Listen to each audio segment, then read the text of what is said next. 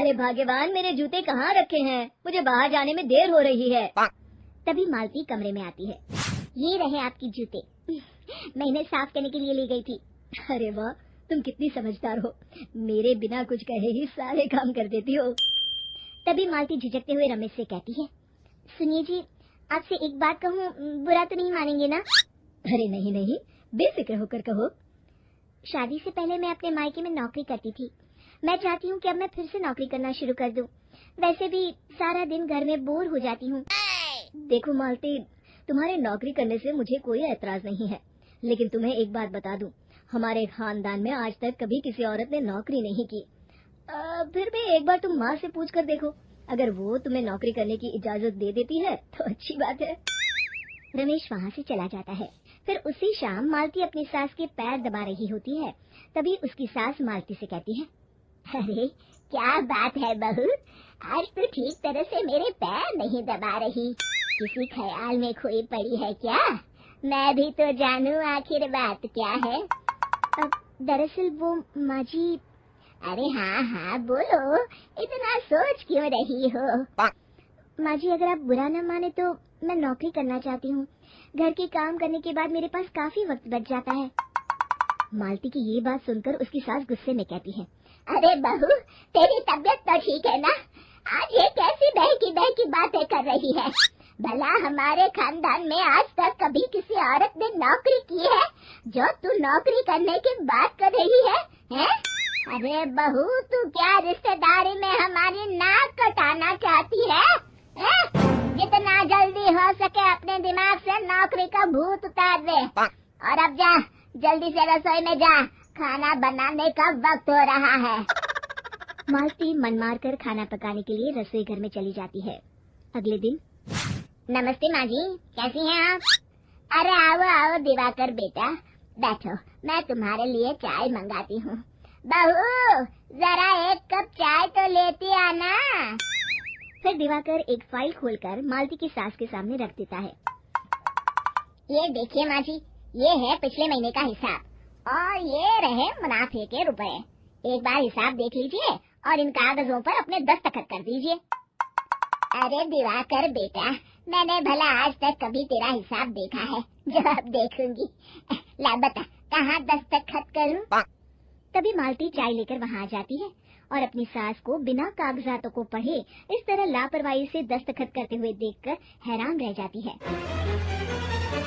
अच्छा माँ जी, अब मैं चलता हूँ, फैक्ट्री में बहुत काम है। फिर दिवाकर वहाँ से चला जाता है। कुछ दिनों बाद मालती बाजार में कुछ सामान खरीद रही होती है। तभी एक बूढ़ा आदमी उसे आवाज देता है, अरे मालती बेटी, कैसी हो? मुझे पहचाना? मैं तुम्हारी कंपनी में मुनीम का काम करता हूँ। हाँ चाचा जी, मैं आपको बिल्कुल पहचानती हूँ। कहिए, कैसे हैं आप? मैं तो ठीक हूँ, कंपनी में कुछ भी ठीक नहीं चल रहा, यहाँ तक कि हमें ठीक वक्त पर तनख्वाह भी नहीं मिलती। ये आप क्या कह रहे हैं? अब क्या बताऊँ, आप लोग तो कभी हिसाब किताब देखने दफ्तर आते नहीं। मेरी मानो तो एक बार आप लोग दफ्तर आकर सारा हिसाब किताब देख लो, आपको असलियत पता चल जाएगी। अच्छा बेटी, अब मैं चलता हूँ, देर हो रही है। फिर वो बूढ़ा वहाँ से चला जाता है। वहीं दूसरी तरफ मालती घर पहुंचकर अपनी सास को सारी बात बताती है। तभी वहाँ रमेश भी आ जाता है, लेकिन मालती की सास मालती की किसी भी बात पर विश्वास नहीं करती। तभी रमेश कहता है, अरे माँ, बिना आग के कभी धुआं नहीं उठता। जब मालती इतना कह रही है तो हमें एक बार दफ्तर चलकर देख लेना चाहिए। वैसे भी हम लोग काफी दिन से अपने दफ्तर नहीं गए हैं। इस तरह किसी एक आदमी के भरोसे काम छोड़ना मुझे भी ठीक नहीं लगता। अगले दिन वे सभी अपने दफ्तर पहुंचते हैं और सीधे दिवाकर के कैबिन में जाते हैं। अचानक सबको एक साथ देखकर दिवाकर चौंक जाता है। अरे माँ जी, आप सब लोग अचानक यहाँ कैसे आ गए?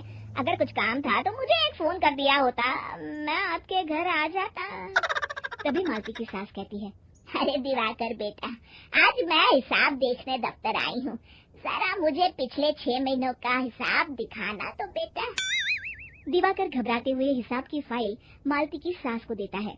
मालती की सास फाइल लेकर मालती को देती है और कहती है, ले बहू, देख ले हिसाब।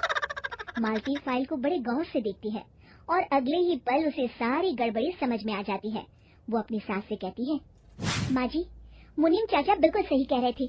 हमारी कंपनी में पिछले 6 महीनों में जितना मुनाफा हुआ है, हमें उसका आधा पैसा भी नहीं मिला। यूँ समझ लीजिए कि 1 रुपये में सिर्फ चवन्नी ही हमारे हाथों में आई है। मालती की बातें सुनकर मालती की सास गुस्से से दिवाकर को पूछती है, क्यों दिवाकर, मेरी बहू जो कह रही है वो सच है? दिवाकर समझ जाता है आज उसका भांडा फूट चुका है।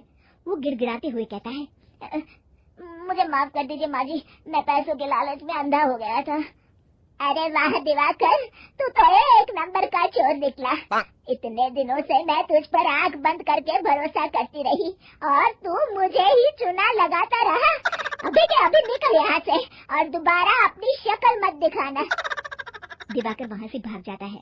मालती की सास मालती को शाबाशी देते हुए कहती है, बहू आज मैं समझ गई कि पढ़ाई लिखाई हमारी जिंदगी में कितनी जरूरी है। मैं बहुत किस्मत वाली हूँ जो मुझे तुझ जैसी बहू मिली है। शिक्षा, पढ़ाई लिखाई का इस्तेमाल सही जगह करके हम दुनिया में बहुत कुछ बदल सकते हैं।